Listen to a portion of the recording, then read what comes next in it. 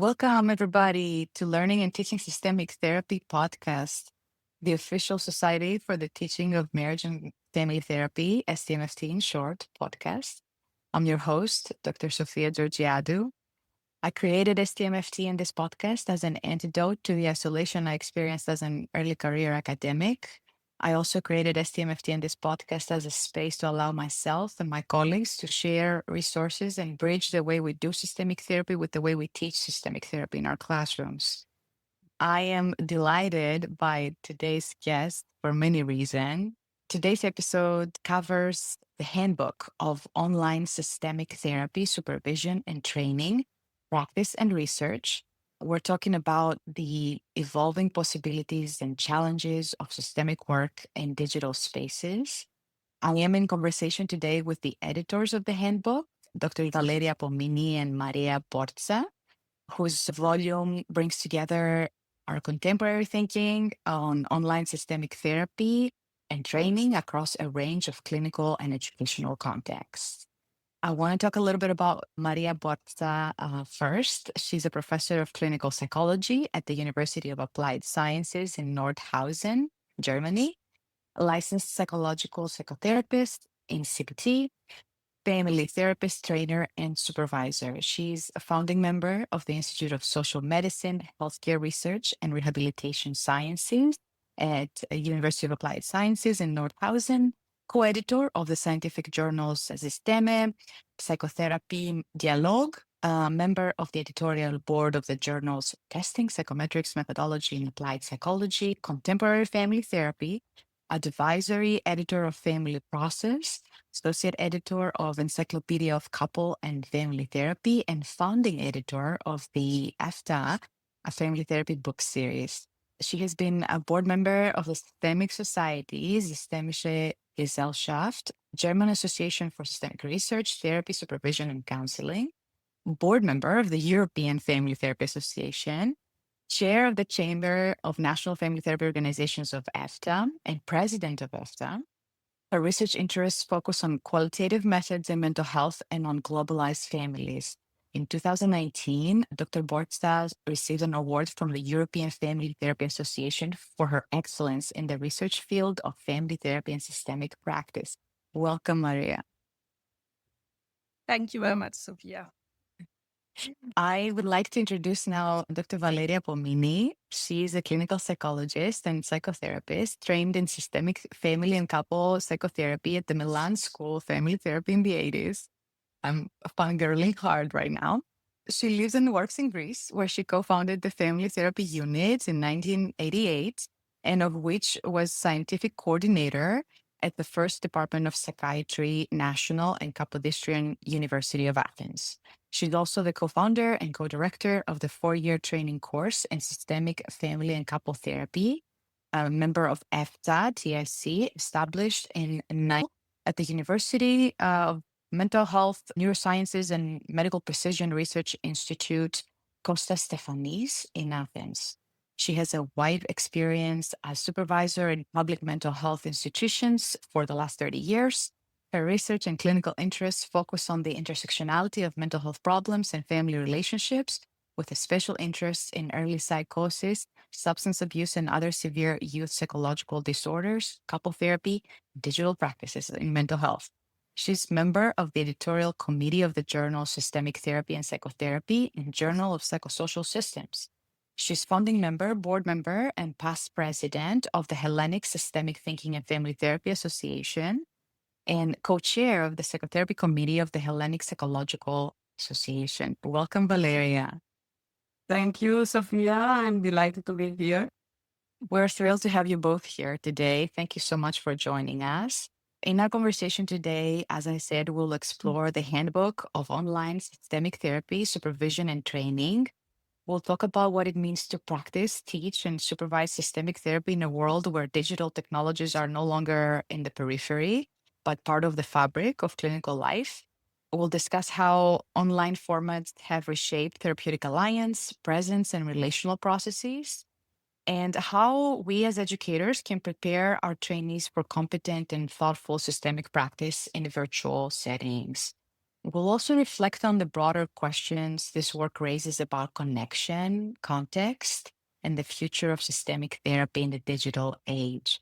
So, without further ado, let's dive into our first question. Your work on this book started the COVID-19 pandemic. I am curious, what were the biggest shifts you observed in systemic practice from this pre-COVID period to the post-COVID period? And what did the research outcomes suggest about those shifts? Okay, Sophia. So thank you very much for the introduction again. And I would like to start with a definition on digital technology and psychotherapy, because I think it's important that we have an idea of what we are going to speak today. And you will see it's quite a universe. So we used the definition by Hollis et al. From 2018.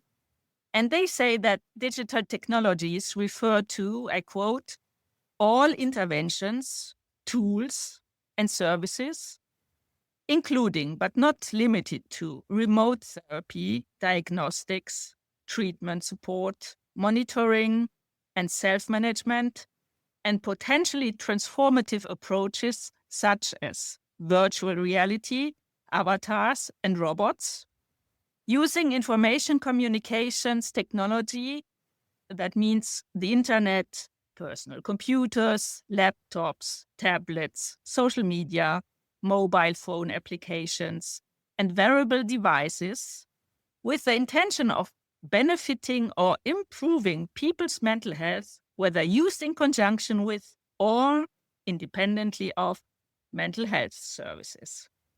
As we have only 1 hour time, more or less, so we will give only some glimpses of the universe, because when we started, Valeria and myself, to deal with this issue, since then, a lot of things, of course, changed.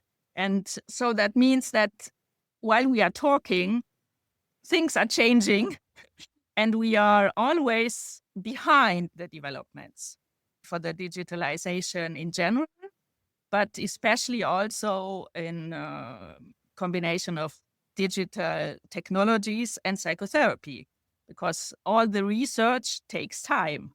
And that means that before the pandemic, as we are both family therapists, Valeria and myself, we focused from the beginning on systemic therapy. And we realized that in the beginning, Valeria will talk a little more in depth about this issue. In the beginning, there was not the, let's say, huge influence of the digitalization on systemic psychotherapists. And they used tools like emailing, so using the internet or digital technology as a kind of tool for staying in contact with clients or patients, but not necessarily using it as a new setting per se. Valeria and I, we discuss often if it's really only a setting, or if we can speak about a third order cybernetics. Cybernetics is already in the world of systemic psychotherapy from the beginning, and especially true now after the digital revolution.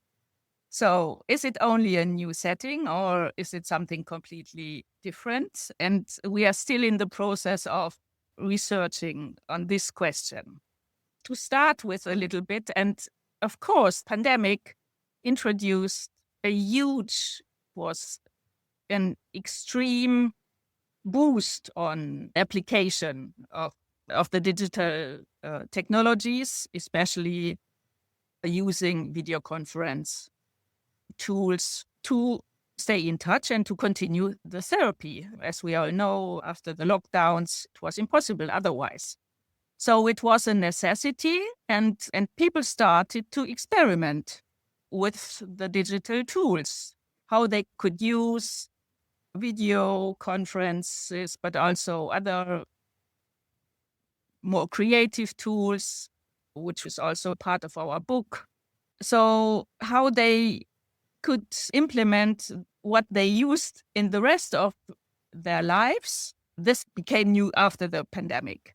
So let's introduce another wording. Before, it was much more the asynchronous way of communicating, so staying in touch, let's say, by email but then it became really a synchronous tool. And I think this is the biggest change before and after the pandemic. Wonderful. Valeria, do you have anything you want to add?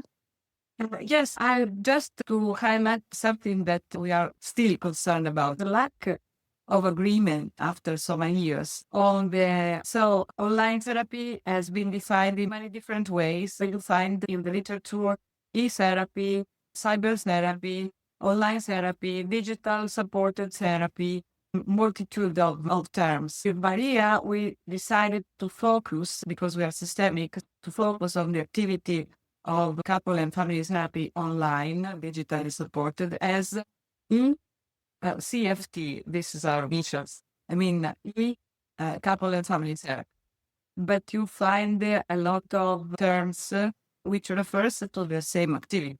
When you say ECFT, are you referring to the synchronous version? I was talking earlier, the synchronous version. Okay. Yes. Okay. Yes. Fantastic. Video conference supported. Yes. Video conference supported. Yeah. Handbook is positioned for family therapists across Europe and beyond. I'm curious what patterns you have noticed in how couple and family therapists use systemic therapy across different European contexts, and what do you most want readers outside of European context to understand about differences or variations, perhaps? Yeah, it is known that there are big differences among European Union countries, like languages, first of all, cultures, national legislation on the activity of psychotherapy. Some countries have a legislation about how to do and who is going to do and who is going to be educated in psychotherapy. Some other countries, they don't have still a legislation regulating the activity of psychotherapy. And you can imagine also about online therapy, lack of legislation and lack of similarities in the EU countries, despite the EU community provides a general framework about the use of ICTs, not only in therapy, generally speaking, which is the GDPR, regulating what is possible to do about data, confidentiality, and so on. So we have many differences, but also some common elements in European countries about welfare system, about the health system, and the organization of the provision of care. So there is a national healthcare system which is functioning in most countries at the public level. So this is a common element in EU countries. Speaking about differences, we have also geographical territories. There are areas, for example, in Greece, we have a population which is in islands, which are very far from the continent, or other areas in the mountain where the availability of mental health services is very poor, or there is a lack of availability. As this happens in other European countries.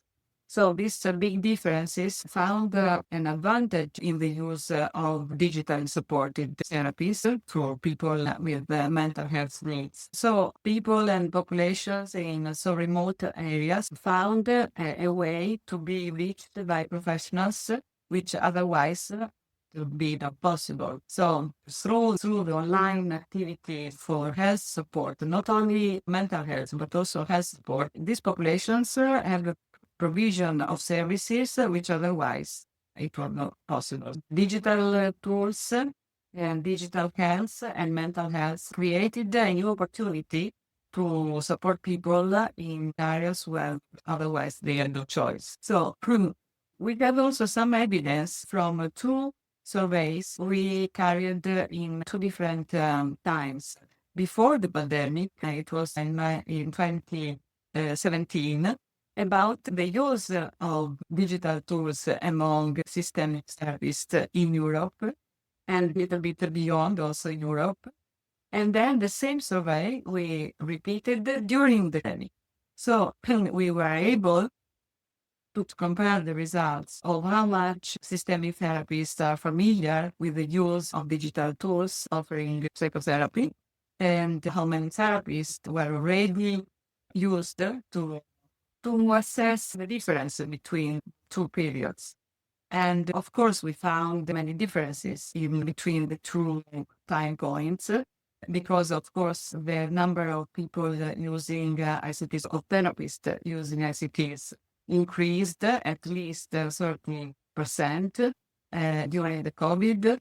The concern of therapists who were using ICTs in their clinical work were less important. They were more positive towards using these tools. And also they found that it was really very useful tools in order to give the continuity of care, in order to assess the differences between the 3 points, and specifically to see from the much use of ICTs during the pandemic, how many therapists now are continuing to use them and in which ways. Of course, it is relevant the age of the therapist, and in fact, in the second survey, we had more people, young ages, younger colleagues responding to the survey, and we are also planning to add some questions about the use of artificial intelligence in psychotherapy, which is a totally new tool. So now we are very curious about knowing how AI has been implemented and has been used in our psychotherapy activities. Amazing. Was this a European Union-wide survey? Was this in Greece or Italy or? No, it was responding people from most European countries. Most European countries, wow. Okay. Yes, more representatives from France, Greece, Italy, second survey also Switzerland, and yes, Spain, Germany. We had also some from abroad, from outside the European countries, but few of them. So we focused on EU countries, yes. Okay, wonderful. 3 colleagues of mine and I are currently recruiting participants for a survey on attitudes about AI use in clinical practice for MFTs, specifically for marriage and family therapists in the United States. So this is very exciting for me to hear something similar happening in terms of research in the European space. I think it's very important to identify, okay, what are the concerns? What are the barriers? What are the benefits? How are people using these tools in their clinical practice, especially in systemic practice?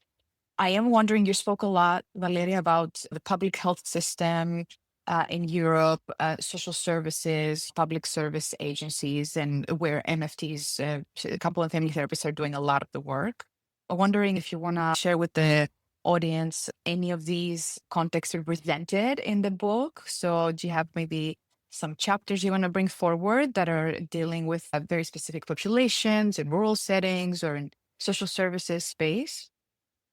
Yes, there is one of the chapters is from UK, and it's about a team working in public health services for children and adolescents, and they are describing their experience in offering online support and specifically systemic online therapy to families with children and adolescents during the pandemic. This is one of the examples. Another example from Milan, in Demi public service, very much focused on adolescents, and they work with families, adolescents. So they focused in their chapter in the use of creative tools, which are possible to be used in presence, but also online, facilitating very much the participation of youth, because they are very creative and playful. It is evident how much in online context, in the setting, online setting of therapy, you can have also tools which are supporting therapeutic work in a way which is very creative and also familiar with young people. I think that's one of the biggest challenges I've heard systemic colleagues have in telehealth, in ECFT, is the capturing the attention of the younger client and sustaining that attention for a period of time for the session.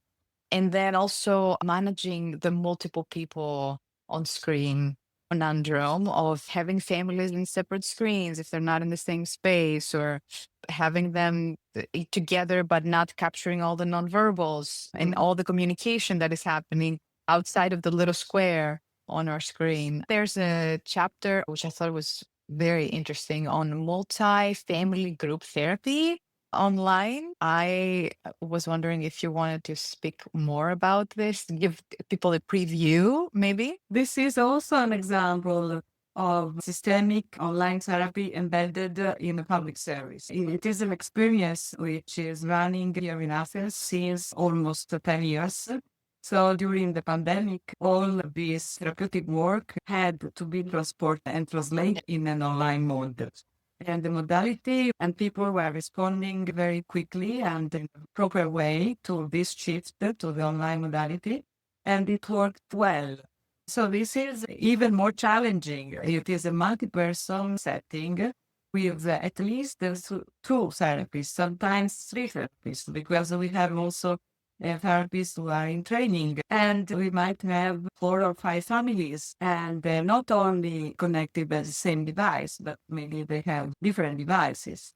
It is very often the young people are connected by on their phone or laptop from their room, while the parents are in the living room connected from some other device. So this is a very multi-person setting. Of course, challenges to all the participants, not only the therapists, but also the participants. But finally, we understood that it is working and continue to offer this online approach, not only during strictly lockdown COVID period during the pandemic, but even for a couple of years later, because we had some families connecting from a distance, not in Athens, but from somewhere else. And it was too difficult for them to be physically present in the service. So we decided to continue for a while offering this kind of service online. And this is an opportunity which is very interesting. So now, challenge is working with so many people at the same time for 2 hours on the screen with very small windows on your screen. It's interesting, but yes, it is really, we found that was working because there is also, it is, all the program is supported by research activity. We assessed the clinical situation and the family dynamics, and we found that for the moment, the results were quite positive. So exciting to see initiatives and programming like this being successful in the local context. I'm going to move us on because I have so much more to ask you about this wonderful handbook of yours. Maria, I'm wondering if you want to tease out a little bit more what has changed, in your opinion, in the therapeutic relationship in systemic therapy online. What has remained the same? And also what has changed in terms of engagement, power dynamics, family dynamics?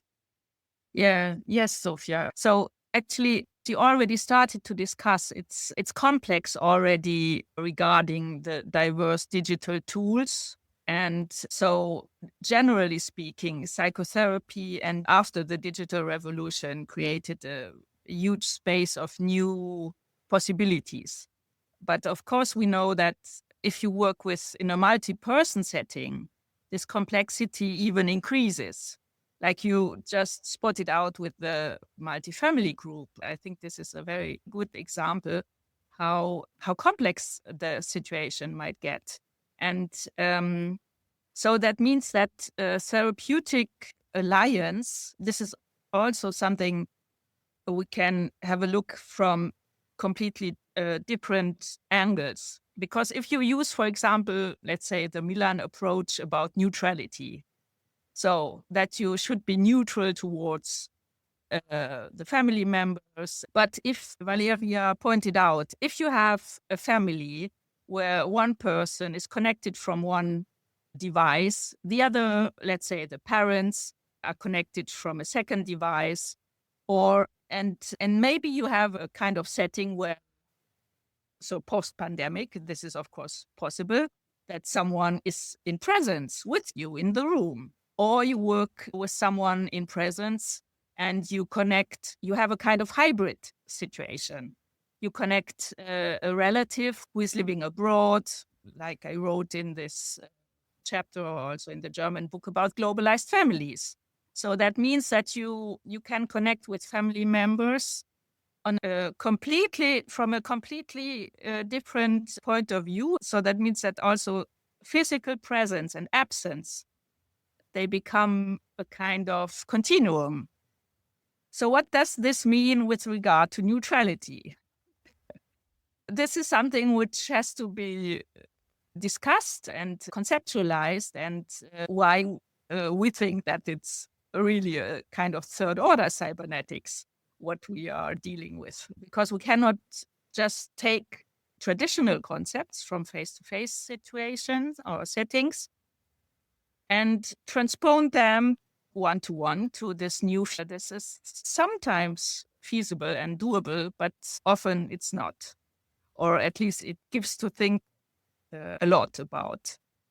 So that means that therapeutic alliance, which is a common factor, as we all know, and in all psychotherapy forms, it's clear that it is one of the concepts or phenomena to be researched also with regard to digital psychotherapy or digital and mental health services. Let's put it a little bit broader, because you can use also apps or devices where the people are connected with 24 hours to give feedback to their therapist.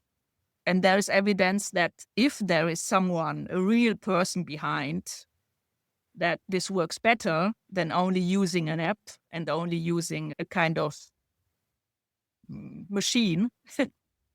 But already this research was done before AI. So we don't know, maybe it might work also with someone who is responding like a therapist. So what is important is that the person feels that there is a kind of relationship. And this is something very interesting to think about. So this creates a completely new field. If we look at it more traditionally, we could say sitting in front of a screen and having, as you have also systemic individual therapy, this is easier. So you talk with one person, and if you have a so-called telepresence, if you are present, fully present in the moment, and you focus on what is going on the screen, then the so-called therapeutic alliance works quite well. And it seems that it works even better for the clients. If you look at the research, it feels for the therapist, which is also interesting. So the therapists often feel it doesn't work that well, but for the clients, it works quite well. So feel there is a kind of relationship or that it's a good therapeutic relationship. So that means that if you are doing video therapy or supervision or training, you are doing therapy in a room with a family face to face, you have to be fully present. But I think it's in a different way of being fully present. So you have a physiological reaction sometimes. On the other hand, if you are fully aware of what you are doing and you are focusing on the conversation, then the so-called traditional therapeutic alliance is working quite well, which is very interesting.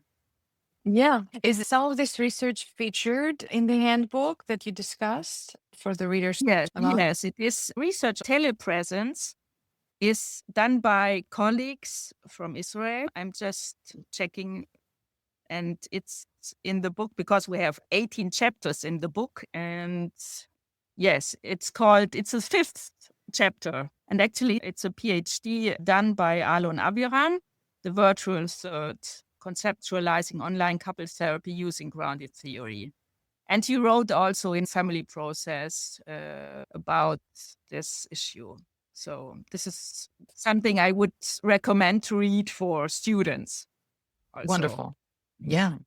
So it looks like you structured the book. There was a method to the madness in all of the 18 chapters. So you're addressing therapy, supervision, and then the training piece. Do you want to tease out some of the topics in these levels that you have covered in the book, just to give a little bit of a flavor for listeners? Regarding therapy, one of the most important key elements is the therapeutic relationship that Maria already mentioned. And from the point of view of the client, the online setting gives more responsibility to the client about the setting, because we sharing our office in presence with the client.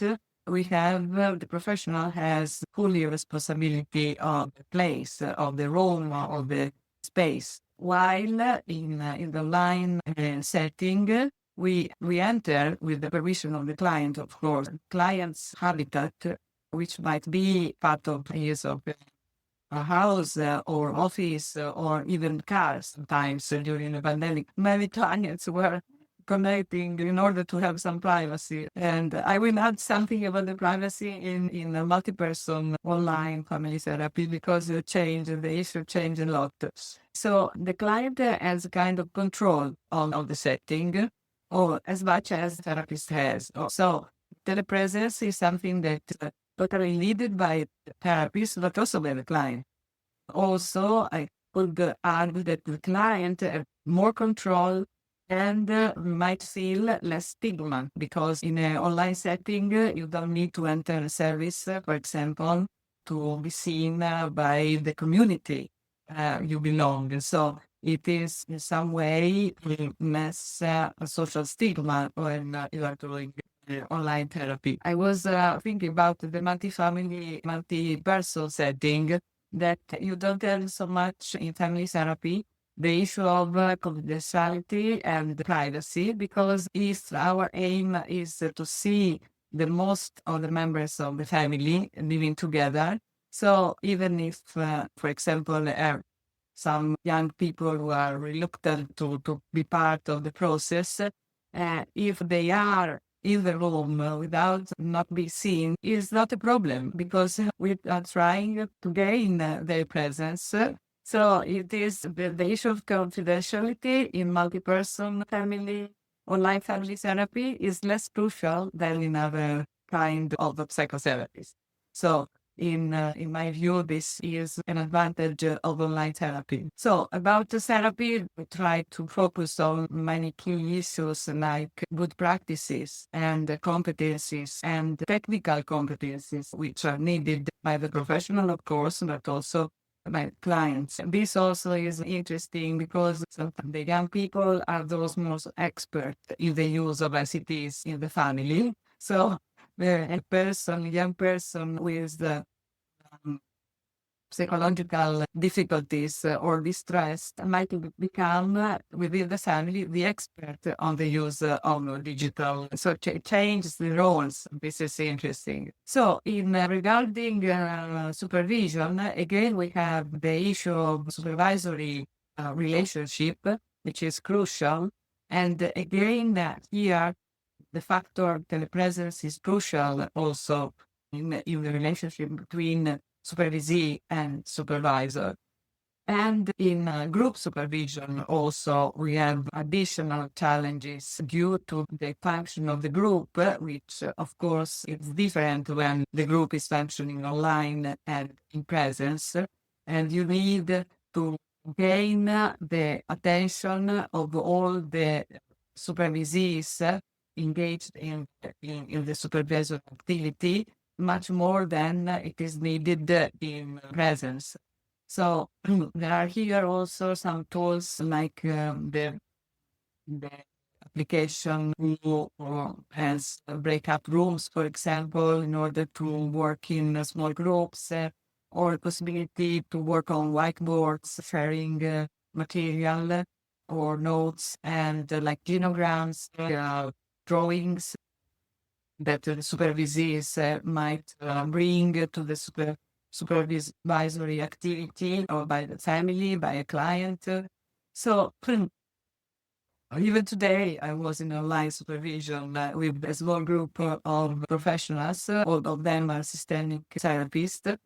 And it is true that for supervision, the online modality offers to the possibility to link with the supervisors of a specific approach, which might not be available in the geographical area where they are. So there are many advantages, and also saving time.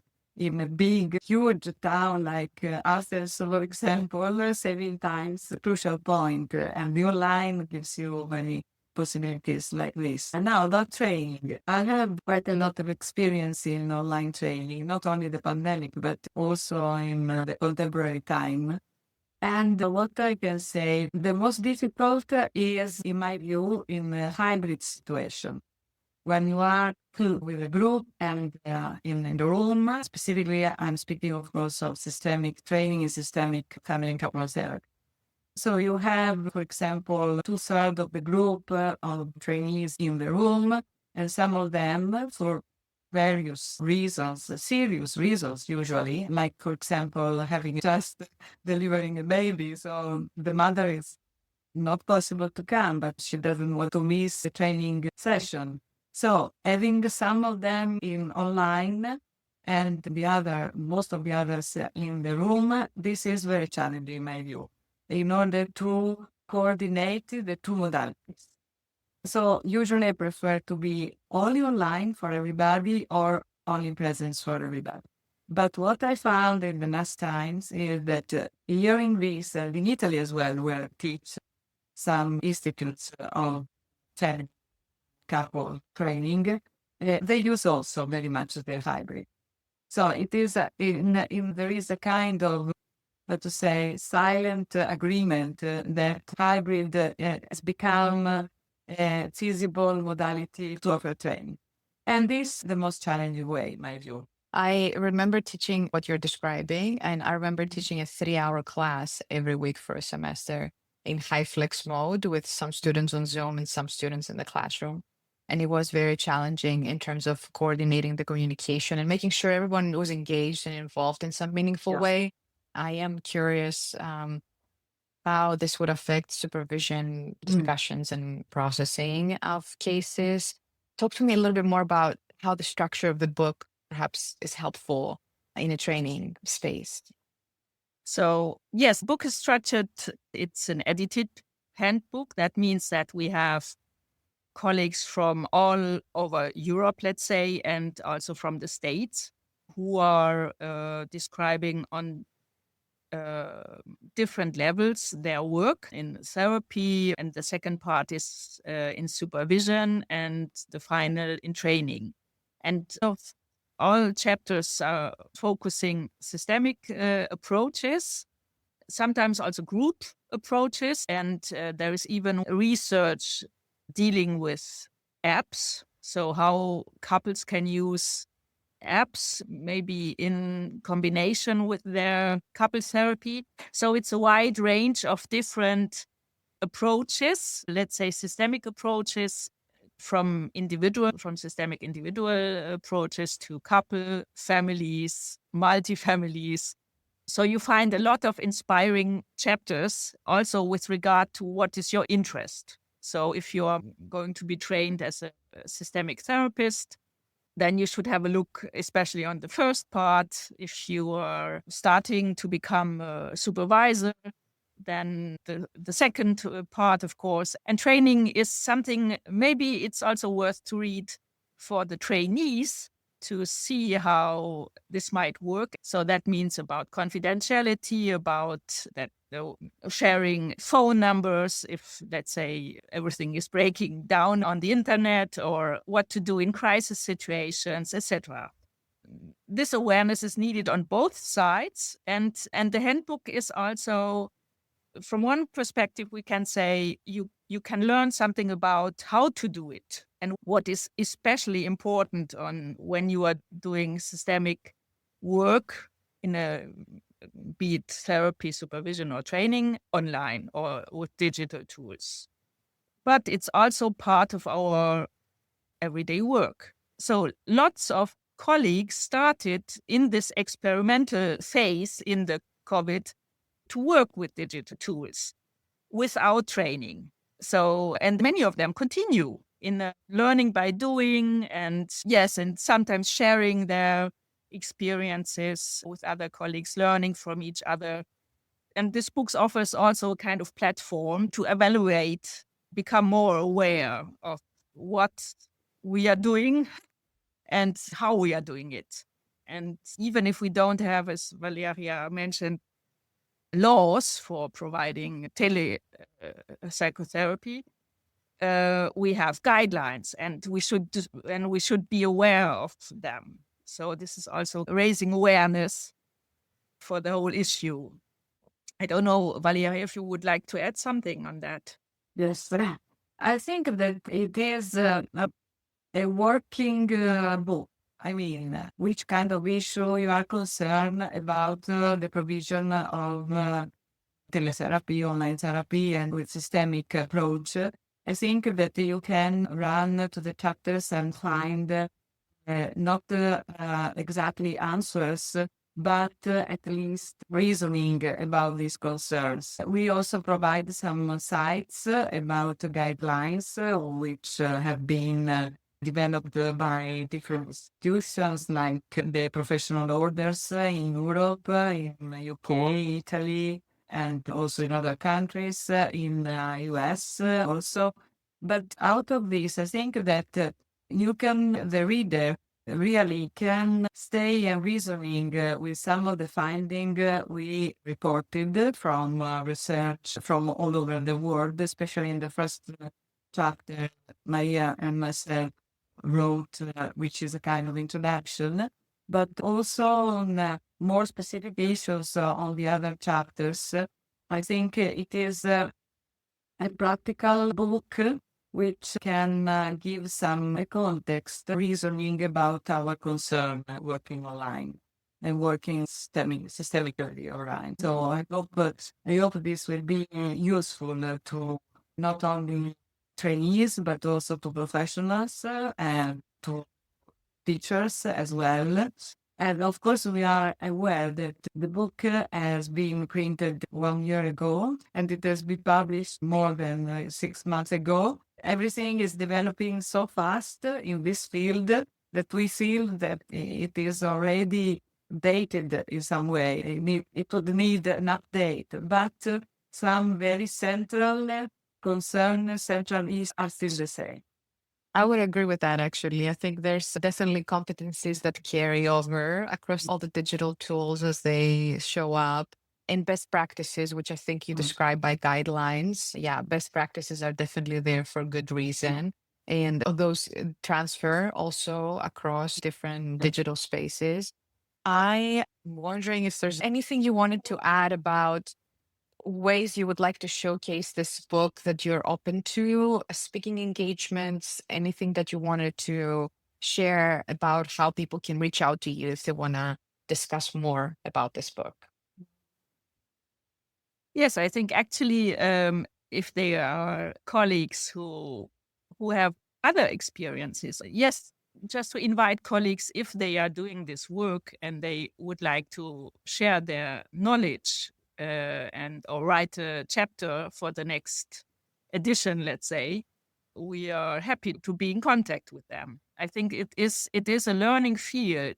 So, and we are also part of this learning field. And of course, it's developing very quickly, but it is normal that the digitalization in the application has been always quicker than the understanding what we are doing there.